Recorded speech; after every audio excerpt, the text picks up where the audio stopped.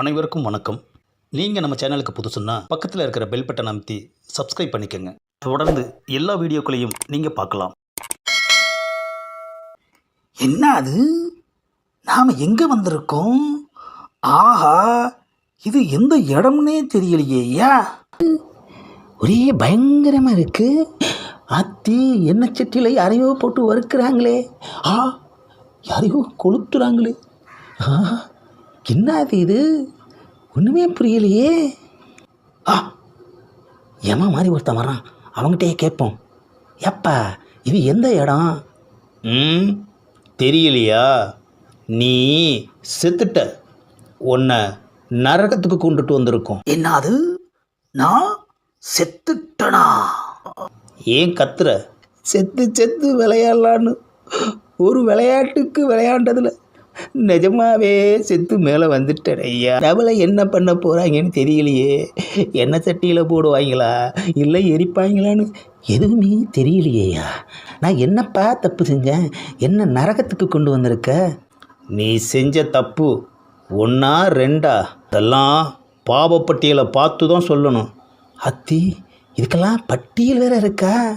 பின்ன கணக்கே இருக்கு. அப்படி என்னையா பெரிய பாவத்தை செஞ்சிட்டேன்? மகா கஞ்சனாக இருந்தேன், அது ஒரு குத்தமா? உன் கஞ்சத்தனத்தால் எவ்வளவு பேரை நோகடித்திருக்கிறாய், அது பாவம் இல்லையா? ஆஹா, நமக்கே இப்படின்னா நமக்கு பின்னாடி வர்றவங்களுக்கு எப்படின்னு தெரியலையே ஐயா. சரி, நாம் பேசி என்ன பிரயோஜனம்? முதல்ல நமக்கு என்ன தண்டனைன்னு கேட்போம். யமதர்மராஜா, எனக்கு என்ன தண்டனை அதை சொல்லுங்க. நரகம்னா என்னன்னு நீ தெரிஞ்சுக்கணும்ல, அதனால் என் கூட வா.